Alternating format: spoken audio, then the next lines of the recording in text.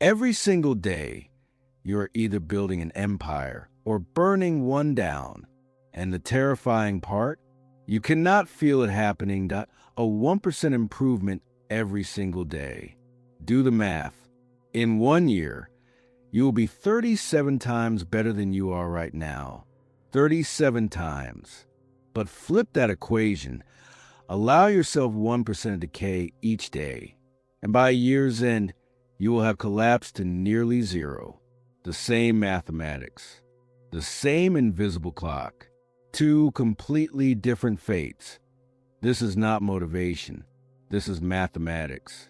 And James Clear in Atomic Habits is about to prove to you that the most dangerous force in your life is not your biggest failure. It is your smallest, most invisible daily choice. Stay with me until the very end of the series. Because the final rule, the one we reveal in part 3, is the single mental lock that makes every habit unbreakable. Most people never discover it. You will.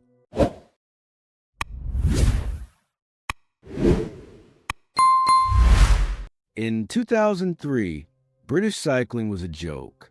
In over 100 years of competitive cycling, Britain had won a single Olympic gold medal, 0 Tour de France victories. Cycling equipment manufacturers refused to sell their bikes to the team, afraid that being associated with such consistent losers would damage their brand. Then Dave Brailsford arrived, and he introduced one radical idea: the aggregation of marginal gains. He did not overhaul the entire program. He did not demand extraordinary sacrifice overnight. He simply asked, what if we improved everything by just 1%? They redesigned the bike seats for 1% more comfort. They tested different massage gels to find which recovered muscles 1% faster. They identified the exact pillow that produced the best sleep quality and brought it to every hotel on the circuit. They even painted the inside of the team truck white to more easily spot dust particles that could corrupt the bike mechanics 0.5 years later. Not 50, not 20. 5 years later, Britain dominated the 2008 Beijing Olympics, winning 60% of the gold medals available in cycling. Then they won again in London 2012. Then their riders won the Tour de France 6 times in 7 years, 0.1%. Compounded, ruthlessly. That is the architecture of transformation most people never see, because they are too busy searching for the dramatic, singular breakthrough that never comes. But here is where it gets philosophically dangerous. Because if tiny improvements compound into mastery, then tiny mistakes compound into ruin. And the ruin is silent. It arrives without sirens. You do not feel the moment you begin losing. You only feel it years later, when the gap between who you are and who you could have been is so wide it looks like fate.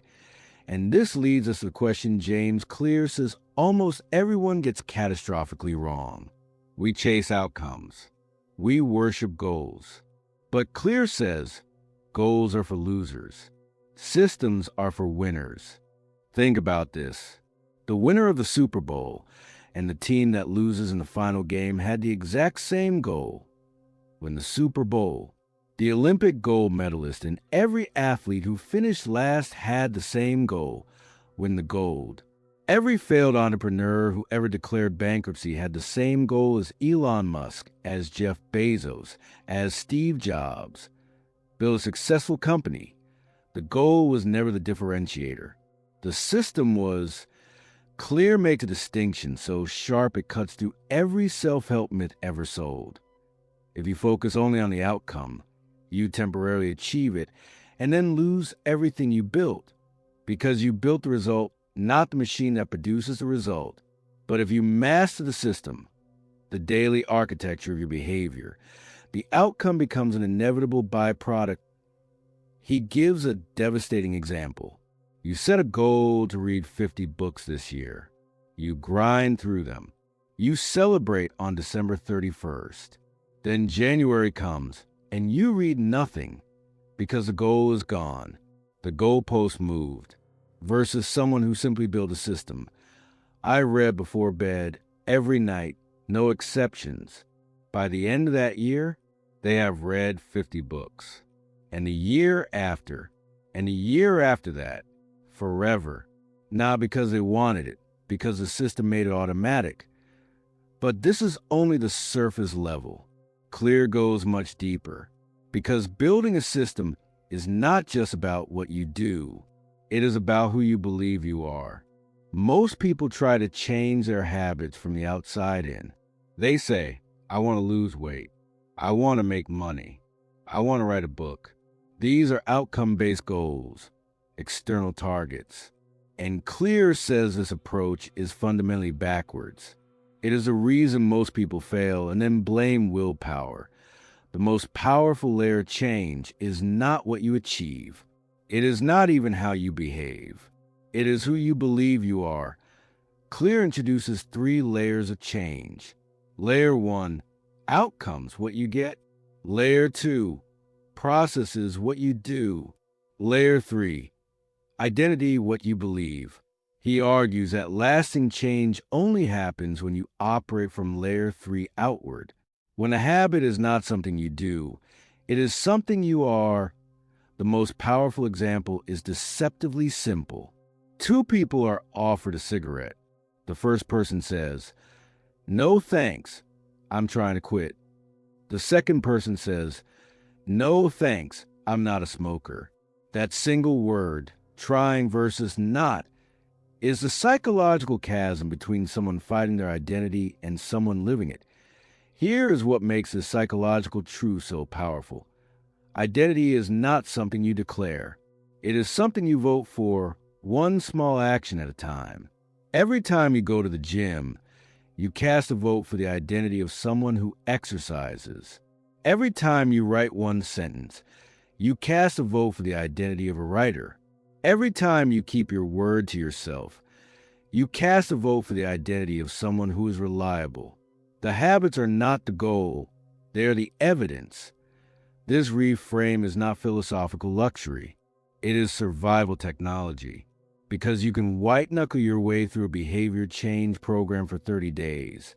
But if your underlying identity still says, I am someone who is lazy, I am someone who cannot manage money, I am someone who always gives up, the habits will eventually collapse back into the identity.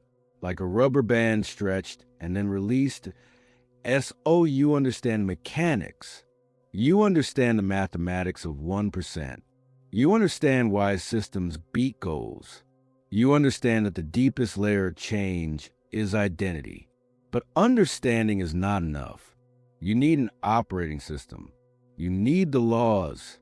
James Clear builds his entire behavioral architecture on 4 laws of behavior change. The first law, the foundation, the ignition, is this: make it obvious. Here is a fact that will disturb you. The majority of your habitual behaviors are completely invisible to you, not because you are unconscious, but because the human brain, in its infinite efficiency, has automated your patterns so deeply that you execute them without any conscious awareness. You reach for your phone before your eyes are fully open. You open Instagram before you have decided to. You snack while working and genuinely cannot remember doing an hour later. This is where Clear introduces one of the most practically powerful tools in the book, the habit scorecard. You write down every single thing you do from the moment you wake up to the moment you sleep. Every single thing.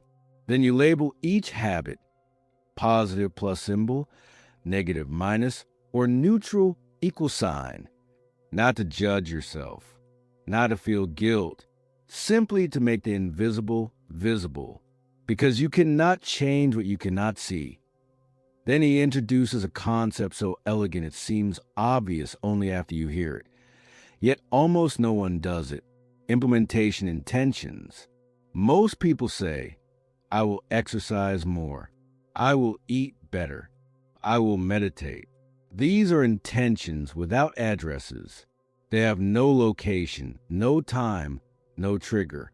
Clear's research shows that simply writing, I will exercise at 7 a.m. on Monday, Wednesday, and Friday in my living room. Increases follow through by 2 to 3 times. Not motivation, not discipline, just specificity. And the most powerful application of this law is something he calls habit stacking. You identify a current behavior that already runs on autopilot, something you already do without thinking. Then you chain the new habit to it. The formula is devastatingly simple. After I do current habit, I will do new habit. After I pour my morning coffee, I will meditate for 2 minutes. After I sit down at my desk, I will write 3 sentences. After I close my laptop, I will do 10 push-ups. You are not building a new habit from nothing. You are hijacking an existing neural highway and adding a new lane. And this is where we arrive at the edge of a cliff that most people do not even know exists. Because all of this, the 1%, the identity, the implementation intentions, the habit stacks, can be completely sabotaged by a force so silent, so omnipresent, so deeply woven into your daily life that you have stopped noticing it. Your environment, the room you work in, the apps on your phone, the food on your kitchen counter, the people you sit near, the route you drive to work. These are not neutral. They are not passive. They are actively speaking to your brain 24 hours a day, 7 days a week, and you are responding to their commands without realizing it. Your environment is either your greatest ally or your most sophisticated enemy. And in part 2, we are going to expose exactly how your surroundings have been secretly engineering your behavior for years, how to dismantle the invisible triggers, how to architect a life where the right habits become effortless and the wrong habits become almost impossible.